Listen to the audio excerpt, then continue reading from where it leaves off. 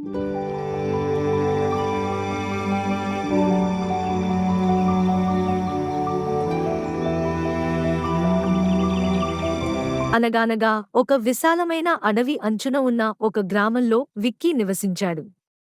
ఒక మధ్యాహ్నం సాహసోపేతంగా భావించి గ్రామం నుండి ఎవరూ వెళ్ళడానికి సాహసించని లోతైన అడవిలోకి వెళ్ళాలని నిర్ణయించుకున్నాడు. అడవి వింత శబ్దాలతో నిండిపోయింది. అతని భయం ఉన్నప్పటికీ అకస్మాత్తుగా అతని వెనుక చిన్న కేక వినిపించింది.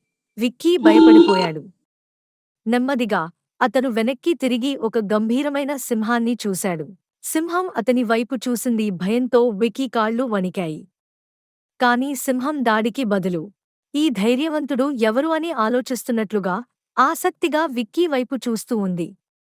సింహంలో ఏదో తేడా కనిపించడంతో విక్కీ ఇంకా భయపడిపోయాడు. నిజానికి సింహం చిన్నపిల్లలా కనిపించింది. విక్కీ తన ధైర్యాన్నంతా కూడదీసుకుని, నేను నిన్ను ఏం చేయను, నువ్వు నన్ను ఏం చేయకు అని మెల్లగా మాట్లాడాడు విక్కీ. అతని మాటలకు సింహం దగ్గరికి వచ్చింది. విక్కీ నవ్వి సింహం ముప్పు కాదని, స్నేహితుడని గ్రహించాడు. అతను తన చేతిని జాగ్రత్తగా సింహం తల మీద ఉంచి నేమిరుతూ ఉన్నాడు. విక్కీ అలా చేస్తూ ఉండటం చూసి తన వాళ్ళ ఎలాంటి ఇబ్బంది లేదు అని గ్రహించింది. ఆ క్షణం నుండి విక్కీ మరియు సింహం విడదీయరాని స్నేహితులయ్యారు.